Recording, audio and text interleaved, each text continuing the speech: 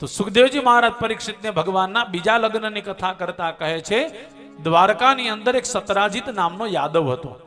આજે યાદવ હતો સૂર્યની ઉપાસના કરતો. સૂર્યની કૃપાથી સતરાજીતને એક મણી મળ્યો હતો. આ મણી રોજ 8 ભાર સોનું આપે. કેટલું? 1 ભાર એટલે કેટલું થાય? કાંઈ નહીં, પછી નક્કી કરશું આપણે. પણ અત્યારે 1 તોલાનો કેટલો ભાવ છે? 1 લાખ ઉપર નહીં, 21. તો મારા હિસાબે 8 ભાર જો અત્યારે મળી જાય ને તો નિપુલભાઈ દર વર્ષે કથા કરે. હે, આશીર્વાદ બેને આપી દો તો થાસ્તુ. 8 ભાર સોનું આ મણી જે હતો ને સતરાજી, એ મણીમાંથી આપમેળે સોનું ખરતું હતું. પણ સતરાજીત કોઈ સારો કામ કરતો નહીં. જેટલું સોનું નીકળે એને જમીનમાં દાટી દે, સમુદ્રમાં પધરાવી દે.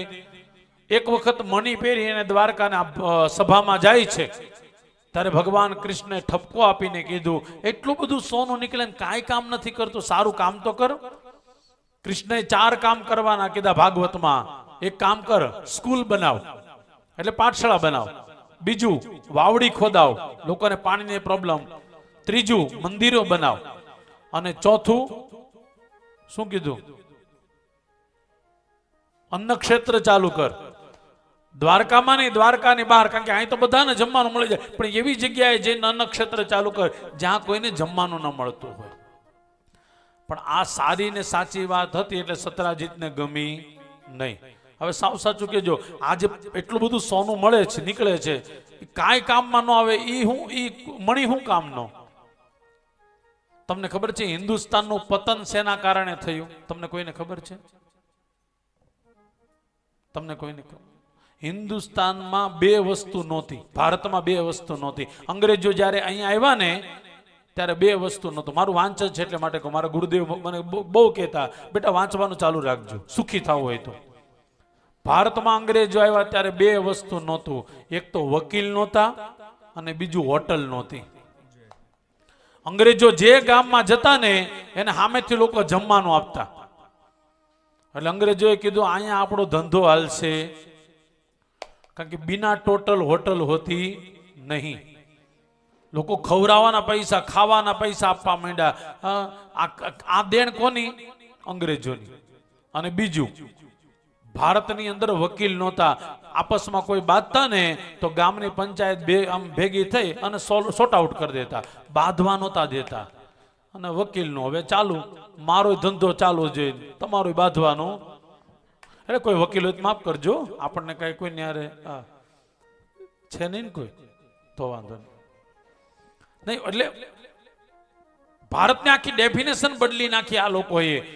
હોટલ અને વકીલ આ 2 ની અહીંયા માગણી બિલકુલ નહોતી. અને અંગ્રેજોનો એક મોટામાં મોટું જે કઈ કહેવાય, એક એની એવી તાકાત હતી કે જે દેશની અંદર જે ન હોય ને એ પેલા નાખો, અને અંદરો અંદર એવી ફૂટ પડાવો, છેલ્લે એ દેશ ખતમ થઈ જવો જોઈએ. મેં મારા ગુરુદેવ પાસે સાંભળેલું છે, અંગ્રેજો રોજ પર ડે આખું એક મોટું જહાજ ભરી અને હિન્દુસ્તાનથી સોનું લઈ જતા હતા બ્રિટેનની અંદર. પર ડે, પર ડે ની વાત કરું છું. હિન્દુસ્તાનમાં એટલું સોનું હતું.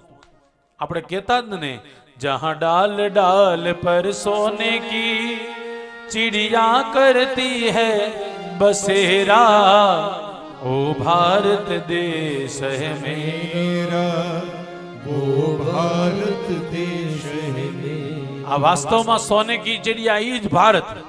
ભારતમાં બધી જગ્યાએ સોનું હતું ને હતું. અરે સાહેબ, ત્યારની વાત જો આજે હોતે ભારતના કેટલા મંદિરો એવા છે કે જેની અંદર સોનું ખૂટતું નથી. બહુ નજીકથી કહું તો મેં દ્વારકાના મંદિરમાં દર 2 મહિને એકવાર દ્વારકા જાઉં છું. ઓહો સાહેબ, એટલું સોનું છે, એટલું સોનું છે કે કદાચ એક ગામ આખું મઢી નાખીએ ને સોનાથી તોય વધે. તિરુપતિ બાલાજીમાં એટલું સોનું છે. અને મને હવે વ્યક્તિગત કોઈક પૂછતા હોય તો એમ કહું કે હવે સોનું ન્યા કરતા તમારી બેન દીકરીને જેને જરૂર છે ને એને આપજો. અને હવે તે ધીરે ધીરે રિવાજ હોઈ ગયો. મને બહુ ગમે અમુક વસ્તુ, પણ છતાંય મંદિરમાં રહેલું સોનું કેવલ ને કેવલ બેડ મની છે, એ કોઈને કામ લાગતી નથી. અને એ સોનાની રક્ષા કરવા માટે પેરેગારે મૂકવા પડે, પોલીસ મૂકવા પડે. પછી આપણને એવું જ લાગે ભગવાનને જેલમાં જ પૂરી રાખ્યો. ત્યારે ને અત્યારે બે જગ્યાએ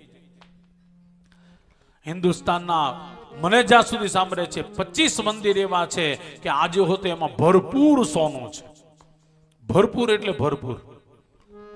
એ જમાનાની વાત અલગ હતી, પણ આજે એને રક્ષા કરવા માટે એટલો ખર્ચો થાય છે. એટલે એનો અર્થ એવો પણ નહીં કરતા, પ્લીઝ. જો નીતિશાસ્ત્ર એમ કહે છે ધર્મ સોનાથી થાય છે, ચોક્કસ થાય છે, પણ એનો અર્થ એવો ન થવો જોઈએ કે મારા ઘરવાળીને સોનું પહેરે નહીં હું માતાજીને જઈને ચડાઈ આવું. એટલે માતાજીને દેખાડી દેવાનું, ઘરવાળીને આપી દેવાનું, આલે તું માતાજી જ છો, પહેર તમ તારે. એટલે હું કહું 5000ની માતાજીને સાડીની જરૂર નહીં, પેલા તમારી સગી બેનને આપો. ન્યા આપશો એટલે માતાજી આપમેળે રાજી થઈ જાય. અને ન્યા આપવા વાળા બહુ છે હો, અહીંયા આપવા વાળા કોઈ નથી, એનું ધ્યાન રાખવાનું છે. ભાગવતમાં લખેલું છે સતરાજીત નામનો આ યાદવ, એની પાસે જે મણી એટલું સોનું પણ કાંઈ કામ નતો કરતો. ભગવાન ખીજાણા. સતરાજી ત્યાંથી જતો રહ્યો, એ મણીને મંદિરમાં મૂકી અને સ્નાન કરવા ગયો. એનો ભાઈ આવ્યો પ્રસેન. પ્રસેને મણી લઈ ગળામાં પહેરી જંગલમાં ગયો. આજે હોતે સૌરાષ્ટ્રમાં જાવ તો ગીરનું જંગલ છે, એ ગીરના જંગલમાં શિકાર કરવા ગયો. બહેનો એવો સિંહે આવી અને એને મારી નાખ્યો. મણી લઈને સિંહ જતો રહ્યો. અને એ સિંહ જ્યારે જતો તો એક રીંછ રસ્તામાં મળ્યો. એ રીંછ અને આ સિંહનું યુદ્ધ થયું. સિંહને મારી અને મણી જે હતો એ રીંછ લઈ અને ગુફામાં જતો રહ્યો. હવે આ બાજુ દ્વારકામાં સતરાજીતે બધો આક્ષેપ કોની ઉપર નાખ્યો? કૃષ્ણ ભગવાન ઉપર. ઉદ્ધવજી આવીને ઠાકોરજીને પર્સનલ એકાંતમાં મળ્યા. કીધું તમને ખબર છે દ્વારકામાં શું વાત ચાલે છે? કીધું શું? તો કે આખા દ્વારકામાં એક વાત ચાલે છે કે કૃષ્ણએ સતરાજીતનો મણી ચોરી લીધો, લઈ લીધો નહીં, ચોરી લીધો. ત્યારે ઠાકોરજી કે પણ મેં તો મણી નથી લીધો. ઉદ્ધવજી કે મને બધી ખબર છે તમે નથી લીધો, પણ તમે રાજા છો. રાજાની ઉપર જ્યારે આક્ષેપ આવે ને ત્યારે રાજાએ આક્ષેપને દૂર કરવો જોઈએ. ઉદ્ધવજીની નીતિ જોવો સાહેબ. એક અંદર ખાને વાત કહું તમને, કૃષ્ણ ભગવાન હોતે પર્સનલ કોકની સલાહ લેતા હો.